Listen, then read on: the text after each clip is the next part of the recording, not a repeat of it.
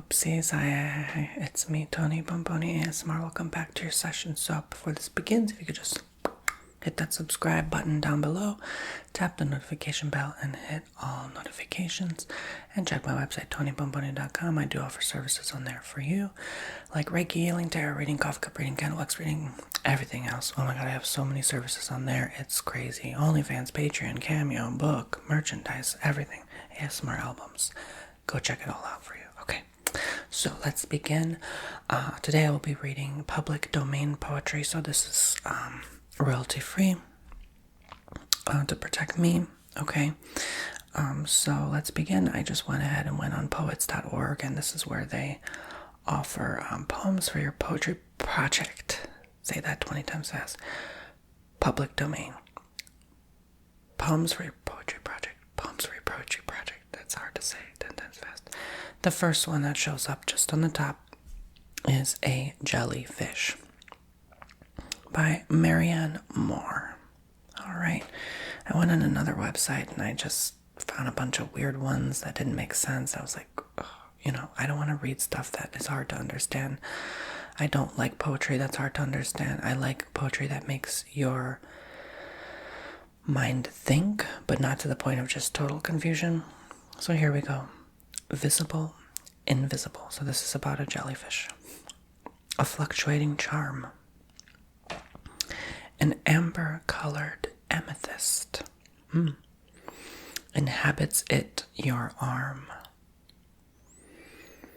Approaches and it opens and it closes. You have meant to catch it, and it shrivels. You abandon your intent. It opens and it closes, and you reach for it. The blue surrounding it grows cloudy, and it flows away from you. Okay.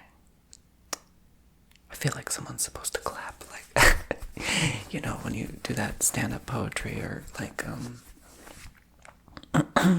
Okay, anyway, moving on. This is called Theme in Yellow by Carl Sandburg. I spot the hills with yellow balls in autumn.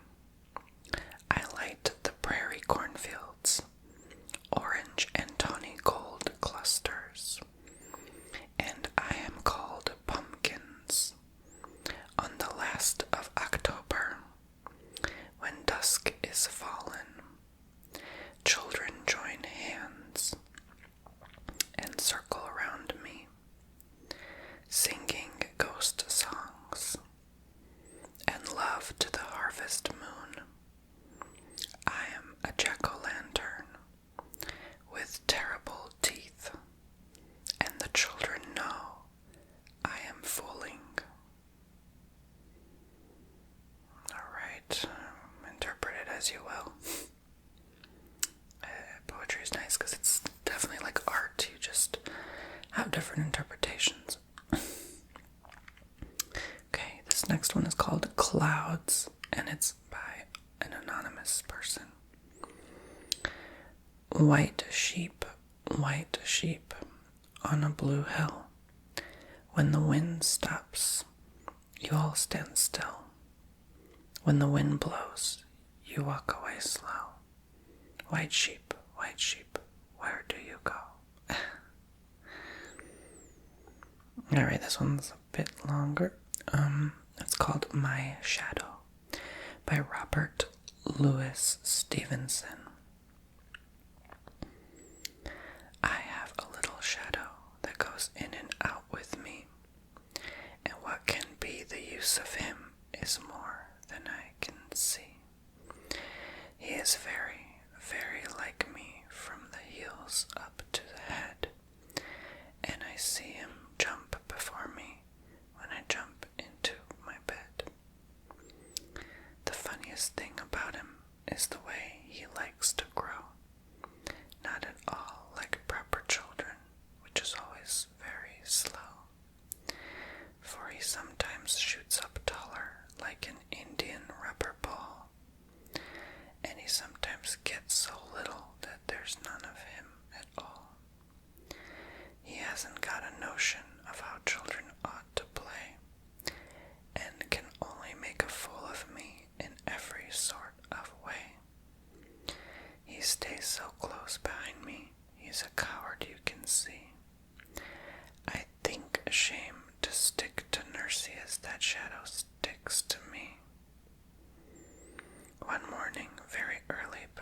sun was up. I rose and found the shining dew on every buttercup. But my lazy little shadow, like an arrant sleepyhead, had stayed at home behind me and was fast asleep in bed.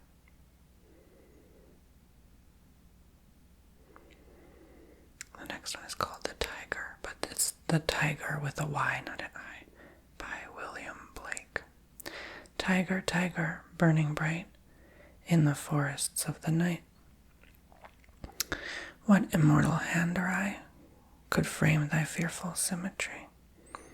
In what distant deeps or skies burned the fire of thine eyes? On what wings dare he aspire? What the hand dare seize the fire? And what shoulder and what art could twist the sinews of thy heart? And when thy heart began to beat, what dread hand and what dread feet? What the hammer, what the chain, in what furnace was thy brain? What the anvil, what dread grasp dare its deadly terrors clasp? When the stars threw down their spears and watered heaven with their tears, did he smile his work to see? Did he who made the lamb make thee? Tiger, tiger, burning bright in the forests of the night, what immortal hand or eye dare frame thy fearful symmetry? Okay, there's definitely a message here. Alrighty, this is called Winken, Blinken, and Nod by Eugene Field. Winken, Blinken, and Nod one night sailed off in a wooden shoe, sailed on a river of crystal light into a sea of dew. Where are you going and what do you wish? The old moon asked the three. We have come to fish for the herring fish that live in this beautiful sea. Nets of silver and gold have we, said Winken, Blinken, and Nod. The old moon laughed and sang a song as they rocked in the wooden shoe, and the wind that sped them all night long ruffled the waves of dew. The little stars were the herring fish that lived in the beautiful sea. Now cast your nets wherever you wish, never afraid are we. So cried the stars to the fishermen three, Winken, Blinken, and Nod. All night long their nets they threw to the stars in the twinkling foam. Then down from the skies came the wooden shoe, bringing the fishermen home. 'Twas all so pretty a sail it seemed as if it could not be, and some folk thought 'twas a dream they dreamed of sailing that beautiful sea. But I shall name you the fishermen three, Winken, Blinken, and Nod. Winken and Blinken are two little eyes, and Nod is a little head, and the wooden shoe that sail the skies is a wee one's trundle bed.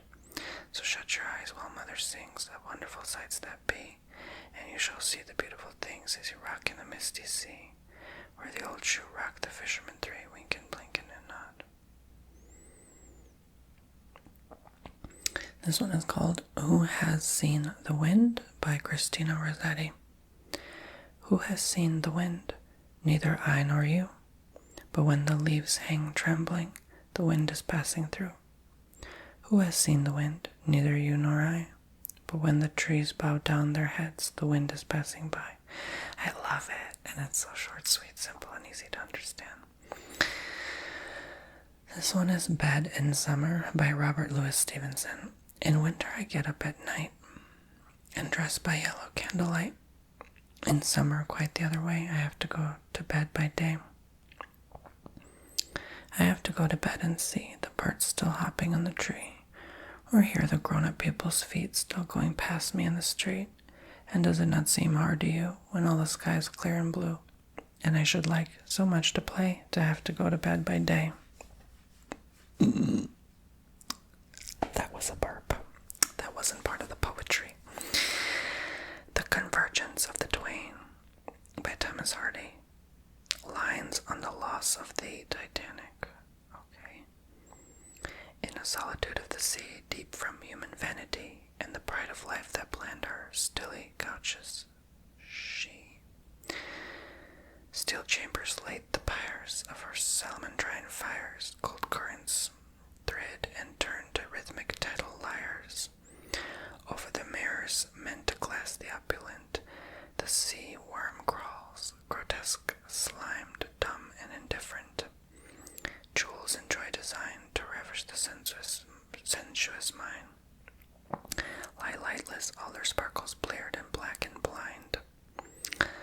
Dim moon-eyed fishes near gaze at the gilded gear, and query, what does this vaingloriousness down here? Well, while was fashioning this creature of cleaving wing, the imminent will that stirs and urges everything. There's a lot of triggery words in this, you notice. Prepared a sinister mate for her so gaily great, a shape of ice for the time far and dissociate. And as the smart ship grew in stature, grace, and hue, in shadowy silent distance grew the iceberg too. Alien they seemed to be, no mortal eye could see the intimate welding of their later history, or sign that they were bent by paths coincident on being anon twin halves of one august event, till the spinner of the years said now, and each one hears, and consummation comes in jars two hemispheres. Learning to Read by Frances Ellen Watkins Harper. Very soon, the Yankee teachers came down and set up school, but oh, how the Rebs did hate it. It was a gin their rule. Our masters always tried to hide book learning from our eyes. Okay, I know what this is about. Knowledge didn't agree with slavery. 'Twould make us all too wise. Yeah, we learned about this in school. But some of us would try to steal a little from the book and put the words together and learn by hook or crook. I remember Uncle Caldwell, who took pot liquor fat and greased the pages of his book and hid it in his hat. And had his master ever seen the leaves up on his hat, he'd have thought them greasy papers, but nothing to be read. And there was Mr. Turner's Ben, who heard the children spell and picked the words right up by heart and learned to read 'em well. Well, the northern folks kept sending the Yankee teachers down, and they stood right up and helped us, though Rebs did sneer and frown. And I longed to read my Bible for precious words it said, but when I begun to learn it, folks just shook their heads and said there is no use trying. Oh, Chloe, you're too late. But as I was rising 60, I had no time to wait. So I got a pair of glasses and straight to work I went, and never stopped till I could read the hymns and testament. Then I got a little cabin, a place to call my own, and I felt as independent as the queen upon her throne. Oh. Okay. Let's not read this one. Let's skip this one.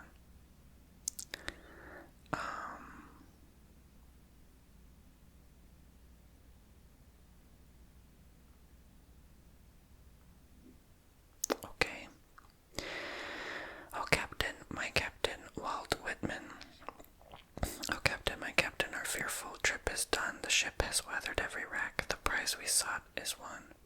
The port is near, the bells I hear, the people all exulting, while follow eyes the steady keel, the vessel grim and daring. But oh, heart, heart, heart, oh, the bleeding drops of red, wherein the deck my Captain lies, fallen cold and dead. Oh, Captain, my Captain, rise up and hear the bells. Rise up, for you the flag is flung, for you the bugle trills, for you bouquets and ribboned wreaths, for you the shores a crowding, for you they call the swaying mast, their eager faces turning. Your Captain, dear father, this arm beneath your head, it is some dream that on the deck you fallen cold and dead. My Captain does not answer, his lips are pale and still. My father does not feel my arm, he has no pulse nor will. The ship is anchored safe and sound, its voyage closed and done. From fearful trip the victor ship comes in with object won. Exalt, O shores, and ring, O bells, but I with mournful tread walk the deck, my Captain lies fallen cold and dead. Now, This is it. What? Okay, now I have to go to another page. Oh, it's still poets.org. Poems in public domain. Okay. This is called Thoughts by Myra Viola Wilds. Not sure why I had to go to another page, but okay. What kind of thoughts now do you carry in your travels day by day? Are they bright and lofty visions, or neglected, gone astray? Matters not how great in fancy or what deeds of skill you wrought. Man, though high may be his station, is no better than his thoughts. Catch your thoughts and hold them lightly, let each one an honor be. Purge them, scorch them, burnish brightly, then in love set each one free. Death, be not proud. Holy Sonnet 10 by John Donne. Death, be not proud, though some have called thee mighty and dreadful, for thou art not so. For those whom thou thinkest thou dost overthrow. Die not, poor death, nor yet canst thou kill me. From rest and sleep, which but thy pictures be, much pleasure then from thee much more must flow.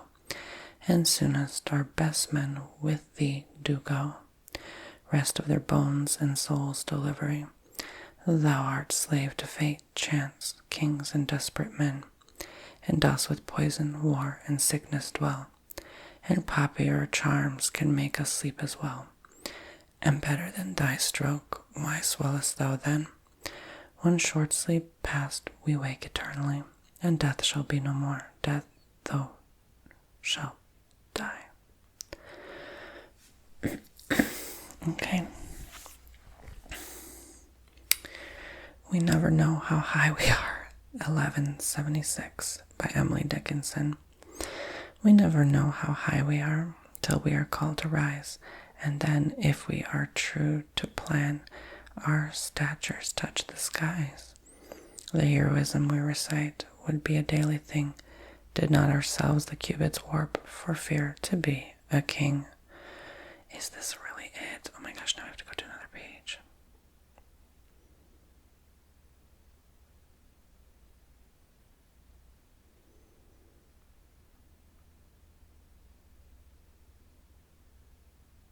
I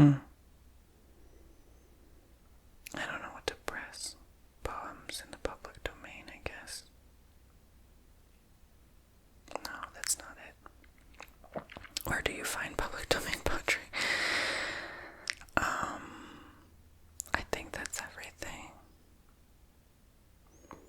Yeah, I can't really, there's like not much else. There is a main index, but like none of these are good, I swear. Like I'm clicking on the first one. Yeah, it doesn't even let me open it. Oh, I guess, yeah, none of it makes sense. It sounds like Shakespearean stuff. So I think that's it for this video. There really isn't, I guess, much, because I guess authors really do want like payment or credit, you know what I'm saying? Like, so it makes sense that there's not a whole lot, I guess, unless I just really don't know where to dig deeper. Actually, now I just remembered, there was a spot that I just went to.